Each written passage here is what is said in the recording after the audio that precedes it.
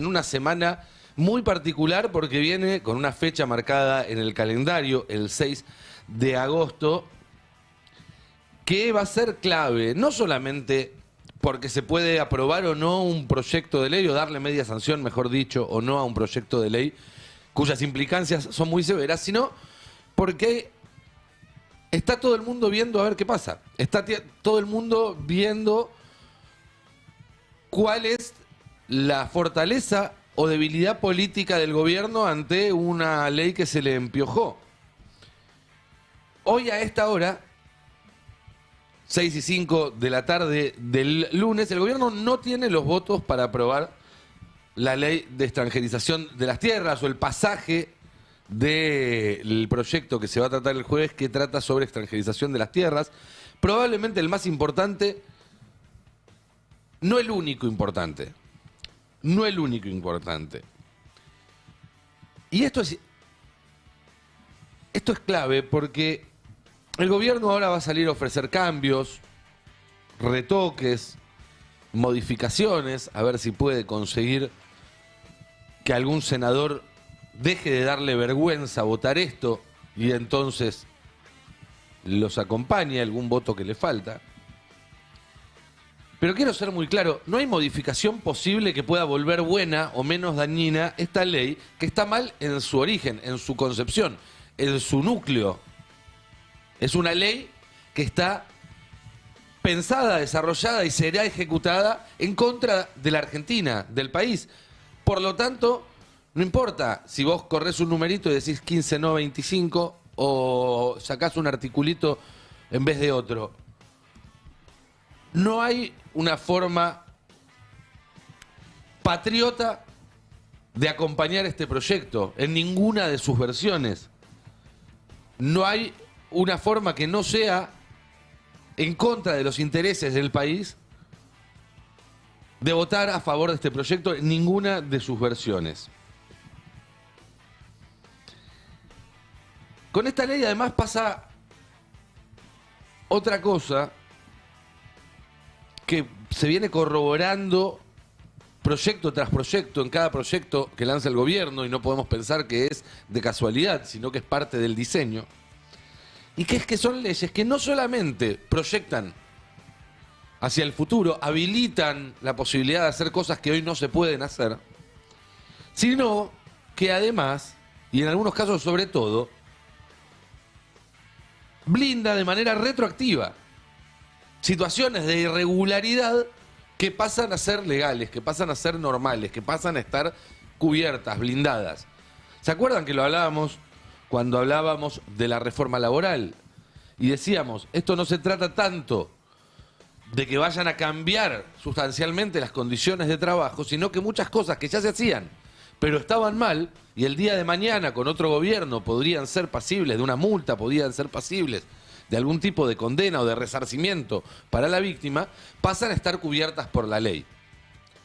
Entonces, no es que los trabajadores dejan la informalidad porque tienen mejores condiciones de trabajo, sino que dejan la informalidad porque la vara para determinar qué era formal o qué era informal desapareció. ¿No? Si no hubiera ningún requisito para la formalidad, si la formalidad fuera solamente un pensamiento del empleador sin ningún tipo de efecto jurídico o práctico, habría 100% de formalidad. Pero claro, formalizar implica otras cuestiones. Bueno, todas esas cuestiones se perdieron en la reforma laboral. Acá está pasando un poco lo mismo.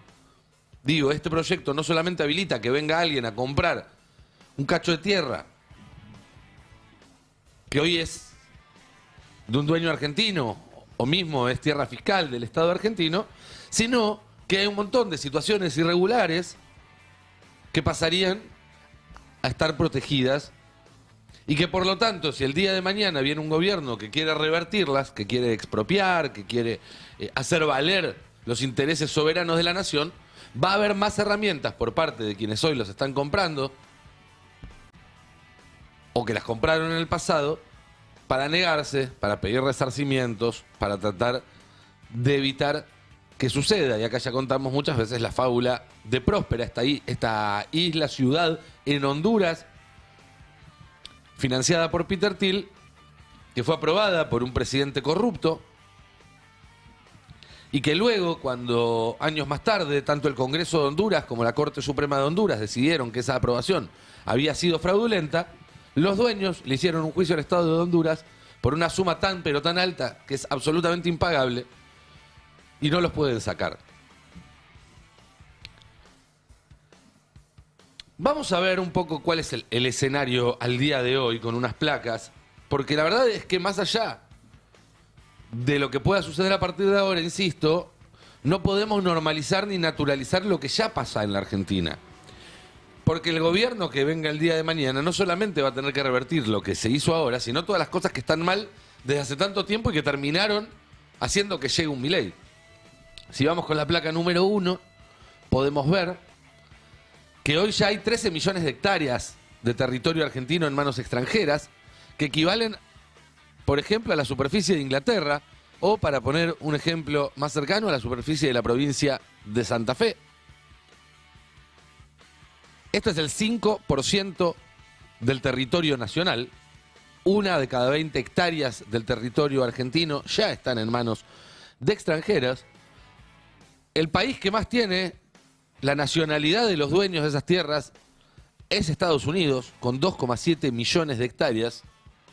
Pero fíjense que en ese ranking, en el segundo lugar, aparecen los paraísos fiscales, Luxemburgo y otros, que obviamente esconden la propiedad por parte de vaya a saber uno quién.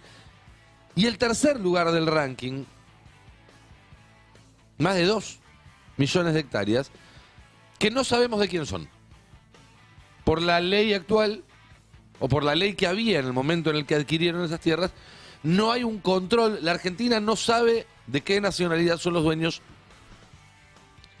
de esas tierras. Pasemos a la placa número 2, que da cuenta de qué es lo que desarma la ley que quiere aprobar el gobierno este jueves. Por un lado, el tope del 15% por distrito, eliminado para actores privados, es decir, según el proyecto que se habló todos estos días, si alguien quería comprarse la mitad de un municipio, de una provincia o del país, podía. Ahora pareciera que el gobierno, para hacer de cuenta que está cediendo, dice, bueno, vamos a ponerle un tope del 25% a nivel provincias y a nivel nacional, pero no a nivel municipal. Máximo 1.000 hectáreas en sola núcleo, es decir, evitar la conformación de grandes latifundios en la parte más productiva del campo argentino. Tierras que incluyen lagos y ríos, por considerarse que esos lagos y ríos son bienes de acceso público. Ya hay grandes latifundios que tienen en su interior lagos y ríos, como por ejemplo pasa con Lago Escondido, pero esto, insisto, legalizaría una situación a todas luces irregular. Y hasta el régimen de frontera. El régimen de frontera no es de la ley de tierras de 2010-2011. El régimen de fronteras es de una ley de 1944. Antes de que, según muchos gorilas, se arruine el país, ¿no? Como decían. Una ley que hasta la sociedad rural pidió mantener. En una reunión que tuvo Sturzenegger, Sturzenegger le dijo que no. ¿Por qué está tan interesado Sturzenegger en que se puedan vender tierras fronterizas de la Argentina? Y esto tiene que ver no solamente con el riesgo de la pérdida de soberanía en un sentido literal, ¿no? Por ejemplo, vuelvo a tomar Lago Escondido como un ejemplo porque me parece muy gráfico. Tiene su propio aeropuerto interno, Lago Escondido. Si lo llenan de soldados, por ejemplo, y el día de mañana dicen, nosotros de acá dejamos de responder a las leyes de Argentina o lo que sea, ¿cómo haces? ¿Qué haces? ¿No? Digo, no, hay una cuestión lógica ahí. Pero además, imagínate, ustedes pensamos frontera, pensamos en los Andes, pero frontera también es la frontera entre Entre Ríos y Uruguay, entre Misiones y Brasil, entre Formosa y Paraguay. ¿Cómo controlás, por ejemplo, las exportaciones de una compañía que tiene grandes cantidades de campo y que además una parte de esos campos son linderos con la frontera? ¿Cómo sabes que no está sacando por ahí? Que no compra del otro lado también un pedazo de tierra, se saca todo lo que produce por ahí y no paga un solo impuesto. Bueno, hay infinitas razones por las cuales esto es absolutamente contrario a los intereses nacionales. En el gobierno el argumento oficial es que ahora esto restringe a estados extranjeros, que los privados no hay problema, que el tema son los estados, como si no existieran testaferros y privados que actuaron como prestanombres de sectores y corporaciones estatales.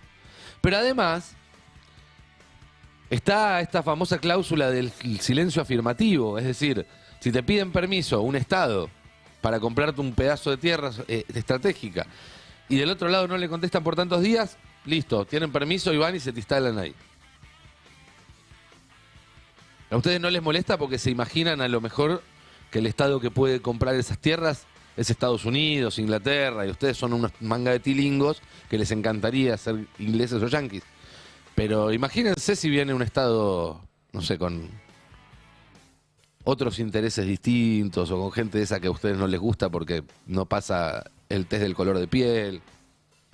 Digo, acá hay de todo.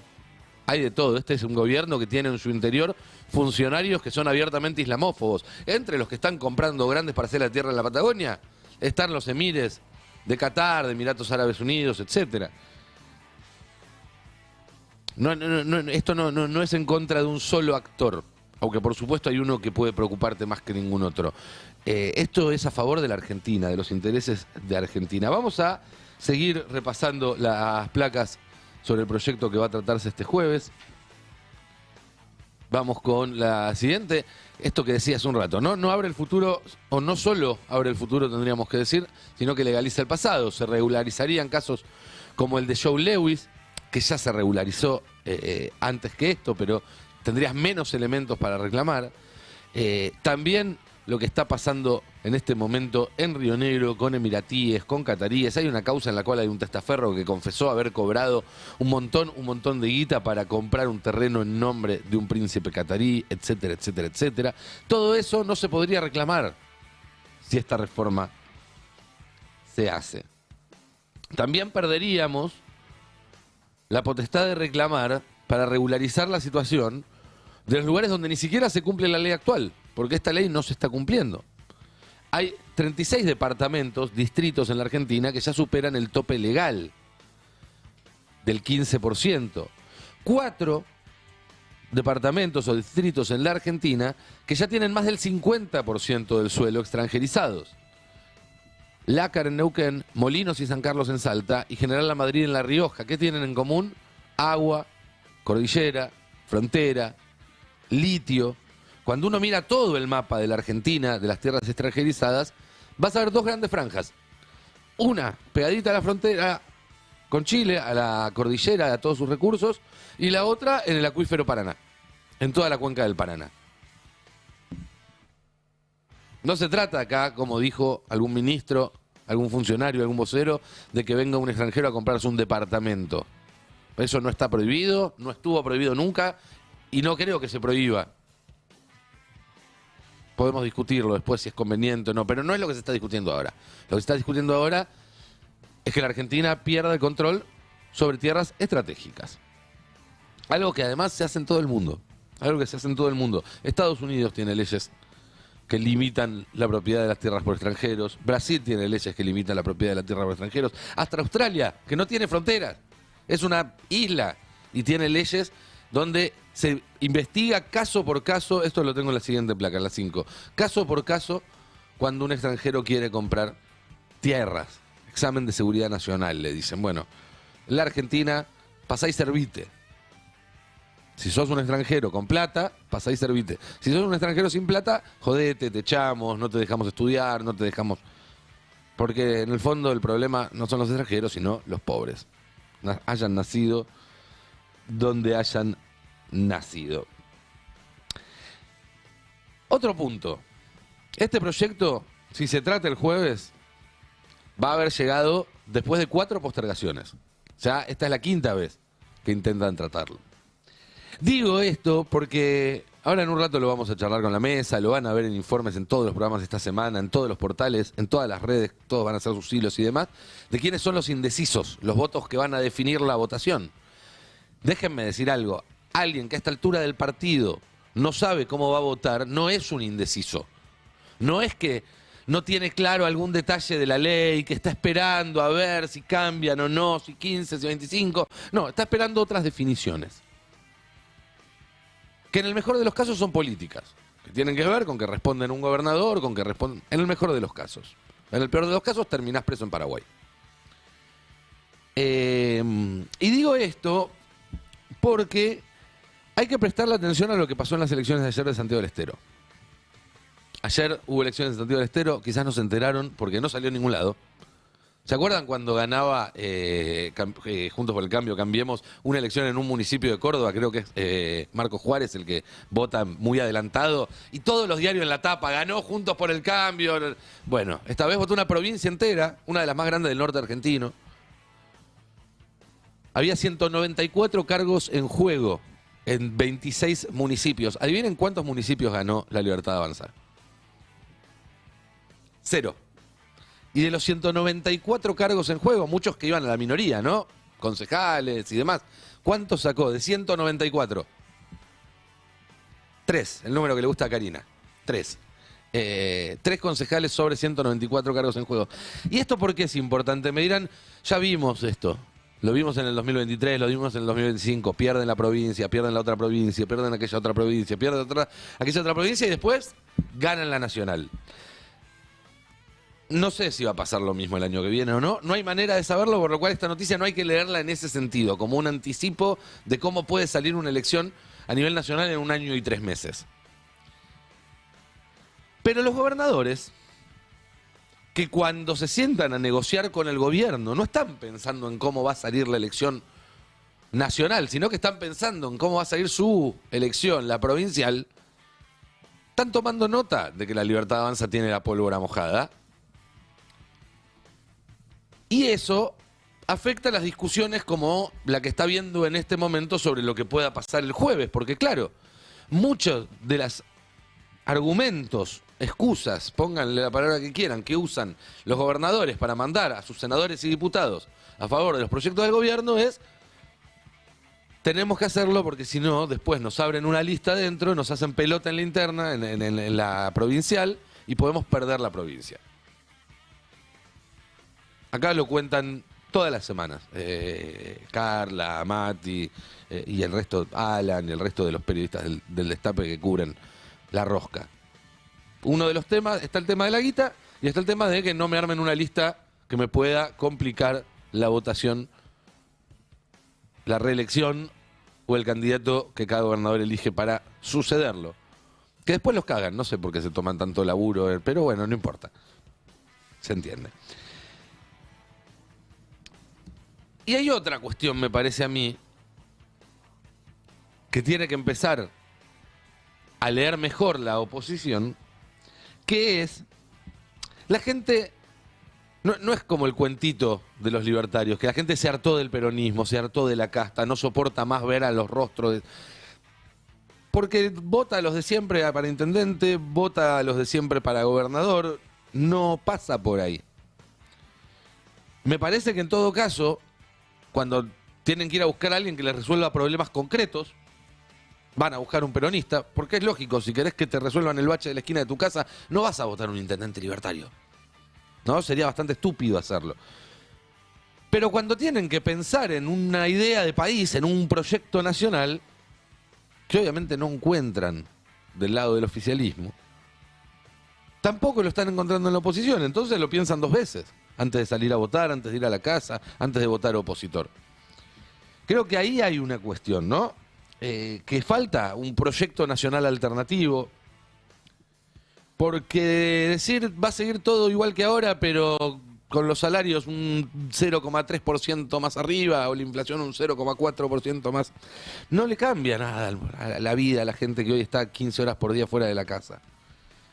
Decir vamos a hacer lo mismo pero con un poquito de menos de entrega, bueno, tampoco le cambia el amperímetro a nadie.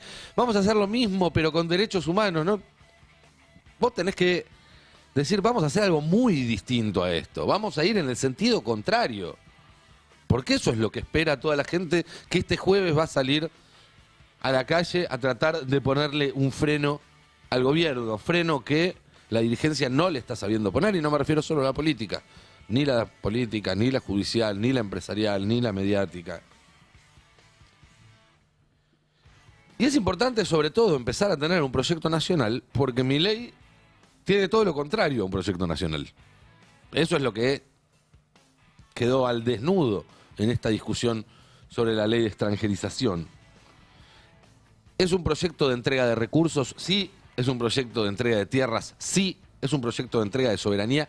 Sí. Pero también es un proyecto de renuncia a los atributos nacionales. De eso se trata, dejarnos sin ciencia. Tenemos ahí en la placa 19 un estudio que muestra que Argentina perdió 7 científicos por día desde diciembre de 2023. 7 científicos por día desde que asumió Milei. Son 6.400 puestos de trabajo altamente calificados destruidos. Y tenemos menos de un tercio de los investigadores que el promedio de los países desarrollados. Ahí está también el gráfico que muestra la evolución del empleo en ciencia. En la siguiente placa, en la 20. ¿Sí? Ahí se ve cómo se cae de 75.000 empleados en el sector científico público nacional a 68.720. Se perdieron 6.400 o 7 por día, de los cuales un tercio fue del CONICET. Un país sin ciencia, decía, un país sin sector nuclear, un país sin universidades, un país sin educación pública. Hoy fue un día de paro docente, hoy fue un día de paro, en realidad, de todos los estatales. Vamos a escuchar ahora a Sonia Leso, que hablaba hoy en el marco del paro, contando que los docentes hoy están peor que en los 90. De eso nosotros planteamos un paro nacional docente por aumento del presupuesto, por mejores salarios. El presupuesto nacional está siendo subejecutado. El salario nacional docente, el piso nacional y los fondos que la nación debía mandar a las provincias no se están enviando. Si uno mira el presupuesto nacional, en los últimos 30 años es la menor inversión educativa, no solo en salarios, sino también en todos los fondos que Nación debía abonar a las provincias, como infraestructura escolar, formación docente. ¿La menor en cuánto tiempo? En 30 años. Estamos peor que en los años 90. Peor que en los años 90, y no solo los docentes, son muchos los sectores que ya están entrando en ese territorio. E insisto, esto es parte del proyecto de Milei, no es un efecto secundario no deseado. Es un país que tampoco tiene industria, que tampoco tiene cultura. Está todo el debate alrededor de la reforma que quieren hacer en la ley del libro. Y la parte en la que no te dicen es que en un país así es imposible que vos estés bien. Que cuando vos perdés el fin de semana, las vacaciones, esas 2 horitas que te quedaban al final del día para estar en tu casa, la salida, el asado, también te están... Es parte del mismo proceso que al país le quita el sector nuclear, le quita los recursos. Porque claro, nos empobrecemos todos, nos endeudamos todos, se endeuda el país, se empobrece el país. Y hay algo... Es realmente muy valioso el laburo que están haciendo los mobileros, la gente que sale a la calle, porque en la calle se dice lo que muchas veces en los estudios de televisión no se dice. Tenemos acá nuestros compañeros y compañeras del Destape que lo hacen muy bien, pero también en otros canales, y en todos se empiezan a escuchar ya desde hace un tiempo los mismos relatos. Y hay un relato en particular que a mí me impacta, que es cómo se está naturalizando que la gente elija. Voy a corregir porque no quise usar esa palabra. La gente decida o tenga que decidir, se vea obligada a comer una sola vez por día. Estoy seguro de que si prestan atención a los testimonios que suenan en este canal y en todos los demás, lo van a haber escuchado muchas veces, porque se repite una y otra vez. Ahí la producción seleccionó algunos de estos testimonios para que veamos juntos. Venta callejera es lo que me dedico, soy argentino. ¿Sos jubilado? Desgraciadamente no me puedo jubilar porque me faltan 4 años y me dijeron que tengo que poner 6 millones de pesos para que me salga bien la jubilación. Si no, no me puedo jubilar. ¿Pagas de alquiler? Casi 500. Hotel. ¿Alimentos? De alimentos me la tengo que rebuscar como pueda. Mira, soy diabético y como una vez por día. ¿Recibís medicamentos? No, nada, lo tengo que comprar todo. Como una vez por día. Soy diabético, además, y como una vez por día, lo cual es doblemente grave. Pero se repite, insisto, es algo que seguramente ya escucharon muchas veces. Vuelvo a destacar el trabajo, en este caso, de Chiara, pero también Lula cuando sale y otros compañeros. Vamos a escuchar ahora una ama de casa, que también cuenta que en su casa se come una sola vez por día. Vamos a verlo. Soy de José Cepaz y ama de casa. ¿Cómo está tu situación económica en tu casa? ¿Lográs llegar bien a fin de mes? Pésima, no, pésima, cada vez peor. Entre todos nos ayudamos, digamos, nosotros a ellos a nosotros y así, tratamos de hacer comida para que comamos todos juntos. Pero te digo, está pésimo. Nosotros en mi casa comemos una sola vez en el día. Mi marido llega a las 3, está bien, estamos yo, mi marido y mi hija. Baja mi nieto con mi nieta, comen con nosotros, porque ya le gusta estar con nosotros, ellos viven arriba. Pero llega a las 3 de la tarde. Entonces nosotros se cocina para ese horario. A la tarde, a la noche para dormir, una taza de té, si hay una galletita o con alguna cosa que se pueda compartir. Entonces, vos te das cuenta del cambio. ¿En algún momento apoyaron a Javier Milei? Nosotros no. Yo escucho a veces hablar al tipo, es un payaso, porque el otro día no sé cuál fue la pregunta que le hicieron y él lo que dijo, no veo que...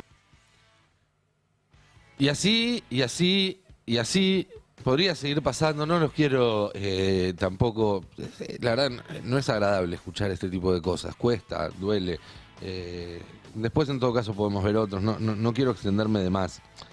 Pero sí, me acordaba, y justo tuvimos el mismo pensamiento con Juan Derbencis, el productor, porque fue a buscar ese material directamente, antes de que yo se lo pidiera, de la prueba de que todo esto es parte del plan.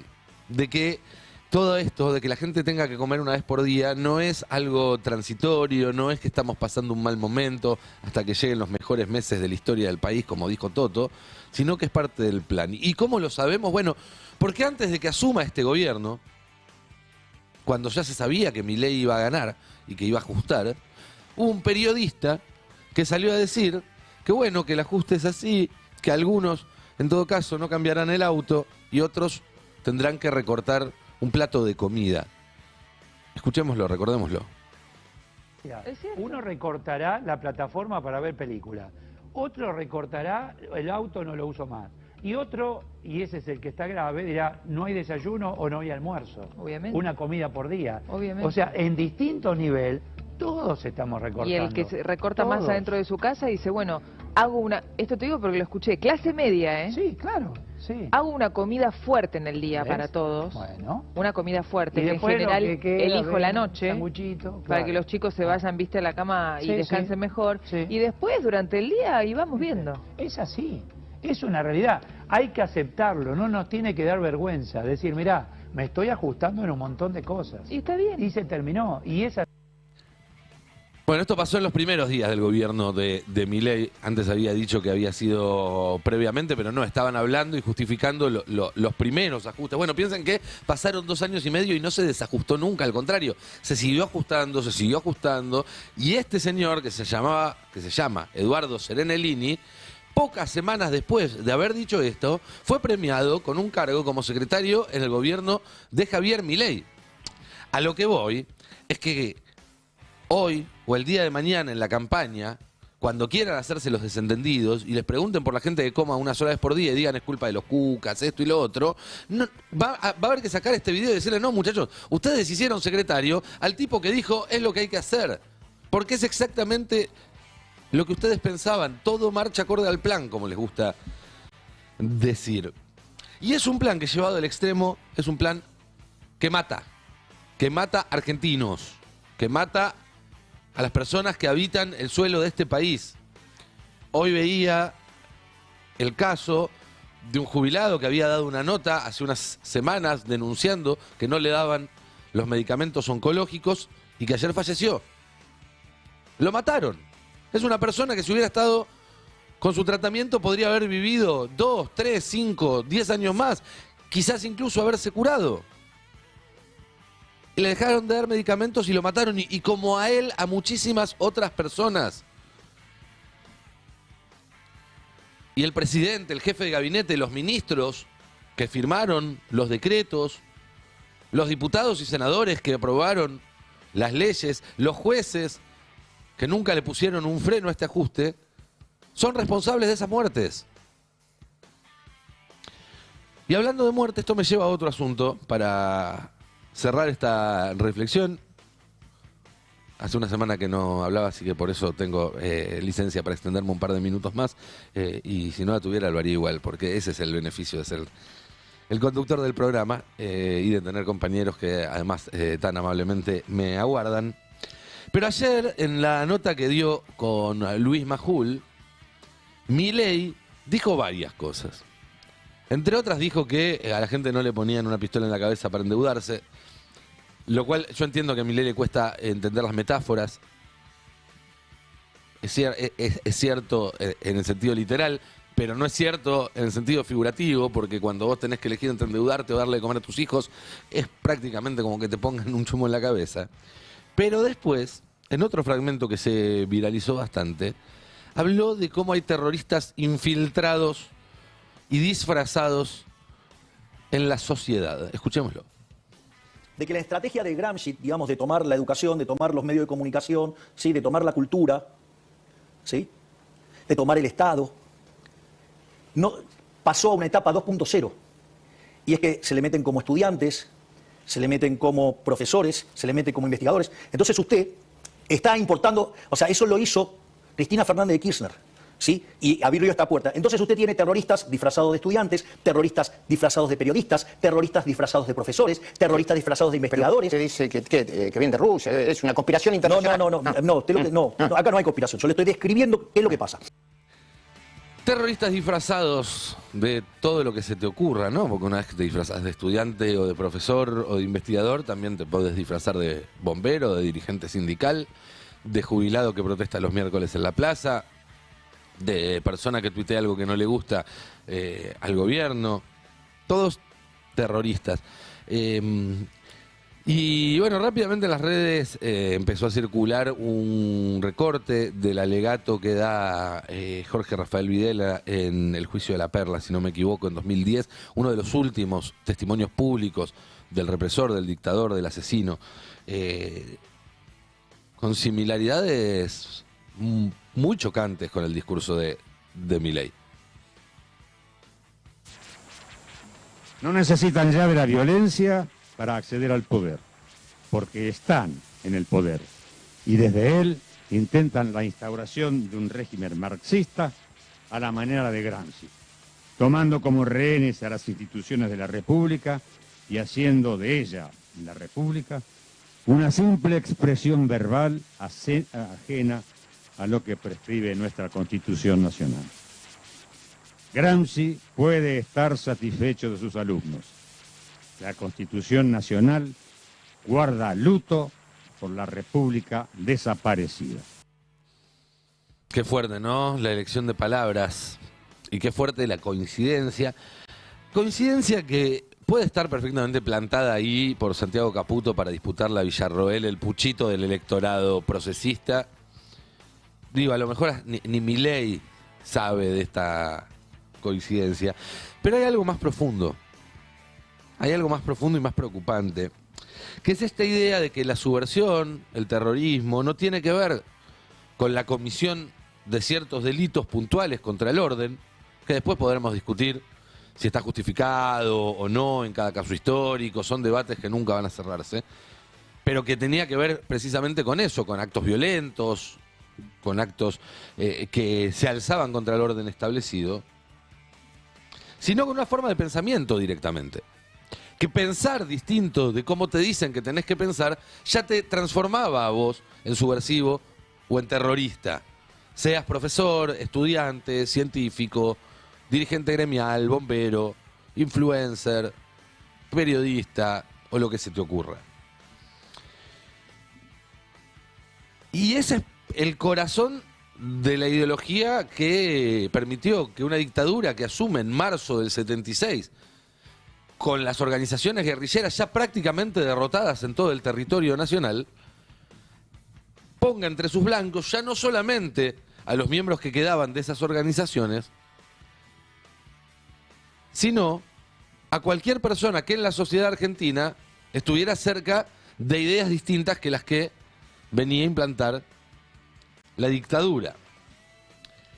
Pocos días, un par de meses después de asumir, Videla da un discurso en la cena de camaradería de las Fuerzas Armadas, lo tenemos en la placa 30, donde dice: la lucha se dará a sus pares, sus camaradas, se dará en todos los campos, además del estrictamente militar. No se permitirá la acción disolvente y antinacional en la cultura, en los medios de comunicación, en la economía, en la política o en el gremialismo. Esta expresión de Videla, este discurso de Videla, refleja algo que aparece en muchos documentos desclasificados, como un documento que se conoce como con el título de Subversión en el ámbito educativo y que distribuía en el año 1977 la dictadura. Conozcamos a nuestro enemigo, decía este folleto que se distribuía en el ámbito justamente educativo en las escuelas y que decía: la subversión es toda acción clandestina o abierta, insidiosa o violenta que busca la alteración o la destrucción de los criterios morales, la forma de vida de un pueblo con la finalidad de tomar el poder o imponer desde él una nueva forma basada en una escala de valores diferentes. Es decir, si tus valores son distintos de los que gobiernan, sos subversivo, sos terrorista. Pero no hace falta irse tan lejos, 50 años en el pasado, para encontrar estos paralelismos. ¿Se acuerdan del discurso de Marco Rubio en el Congreso contra el terrorismo y el extremismo de izquierda que se hizo hace 2 o 3 semanas, ya perdí la cuenta, en Washington, que asistió Pablo Quirno? Acá lo pasamos 2 o 3 veces porque para mí es de los testimonios más importantes que hemos visto este año para entender lo que está pasando a nivel continental desde Estados Unidos y que tiene la Argentina su laboratorio de cabecera. Vamos a volver entonces a escuchar a Marco Rubio. Este es un mal distintivo y único. Siempre ha estado impulsado por un odio, por encima de todo, un odio hacia la civilización misma. Es una revuelta de los peores contra los mejores, una revuelta de los débiles y los cobardes contra los fuertes y los buenos. Es perpetrado por aquellos que no pueden construir, que no pueden crear, que no pueden lograr grandes cosas y se vengan del mundo por su propia insuficiencia, buscando destruir a quienes sí pueden. Esto es lo que es el izquierdismo radical. Puede adoptar diversos lemas e ideologías a lo largo del tiempo y el espacio. Pueden llamarse anticapitalistas o antiimperialistas o comunistas o anarquistas o marxistas, pero el carácter fundamental siempre es el mismo. Siempre es el mismo. Es un resentimiento venenoso, encubierto en el lenguaje de la igualdad, la justicia y la liberación. Y siempre ese final que deja claro qué es lo que les preocupa, ¿no? Hablar de igualdad, hablar de justicia, hablar de liberación. Esos son los pensamientos, las palabras que quieren que no estén en nuestro vocabulario, que no estén en nuestros debates. Que todo el que hable de justicia social, de igualdad, de liberación, sea etiquetado como terrorista. Todo el que se oponga a que vendan el país sea etiquetado como terrorista. Algo que ya hicieron, ¿se acuerdan la ley de bases? ¿Se acuerdan las denuncias? Están dando un golpe de Estado, la gente que tuvieron presa más de un mes. Solo que ahora ya tienen el respaldo explícito de Washington para profundizar. Lo marcaba muy bien con un tuit este fin de semana nuestra colega Dácil Lanza, que explicaba que hace meses salió este artículo en el New York Times, donde se detalla cómo una funcionaria de la Secretaría de Estado de Marco Rubio indicaba a sus pares de Europa que el nuevo objetivo de Estados Unidos debía ser la izquierda radical o la izquierda terrorista. ¿Sí? Ya no son más los terroristas islámicos, ahora son los terroristas de izquierda. Bueno, fíjense qué hicieron con la excusa de los terroristas islámicos en Medio Oriente para entender lo que pueden llegar a hacer acá con la excusa de los terroristas de izquierda. O fíjense qué hicieron acá en los 70 con la excusa de los terroristas de izquierda para entender qué es lo que puede volver a pasar. El jueves vamos a salir a la calle, vamos a hacer millones, pero no para frenar una ley solamente, sino para defender un país.